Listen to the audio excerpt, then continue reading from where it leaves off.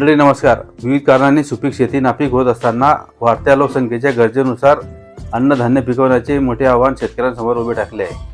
सुदैवाने कमी जागेत आणि आरोग्यास अनुकूल असे उत्पादन देणारे नवे तंत्र म्हणजेच हायड्रोपोनिक शेतीचा पर्याय आपल्यासमोर आला आहे. हायड्रोपोनिक शेतीत होणारा नफा पाहता शेतकरी देखील या आधुनिक शेतीकडे मोठ्या प्रमाणात वळताना दिसत आहेत. मातीविना होत असलेली ही शेती आज देशातील अनेक भागातील शेतकऱ्यांसाठी कुतूहलाचा विषय ठरली आहे.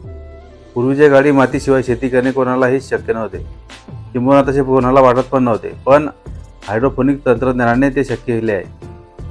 त्यामुळे आता मातीचा वापर न करताही चांगले पीक घेता येते. जर तुम्हाला या प्रकारच्या तंत्राविषयी कोणतीही माहिती नसेल तर हायड्रोपोनिक शेतीची सर्व माहिती तुम्हाला जळगाव येथील जैन उद्योग समूहाच्या जैन हिल्सवर मिळेल. या ठिकाणी पिकाला सर्व आवश्यक खनिजे आणि खते पाण्याद्वारे दिली जातात. हायड्रोपोनिक शेतीत पीक उत्पादनासाठी फक्त 3 गोष्टी आवश्यक असतात. पहिले पाणी, दुसरे पोषक तत्वे आणि तिसरा प्रकाश. जर आपण मातीशिवाय 3 गोष्टी पिकांना दिल्या तर ते झाडे मातीशिवाय नक्कीच फुलू शकतात. असे हे जगावेगळे तंत्रज्ञान, ज्याला फ्युचर फार्मिंग म्हणता येईल, ते पाहण्यासाठी जैन हिल्सवर 14 जानेवारीपर्यंत आयोजित हायटेक शेतीचा नवा ओंकार या कृषी महोत्सवाला आवर्जून भेट द्या.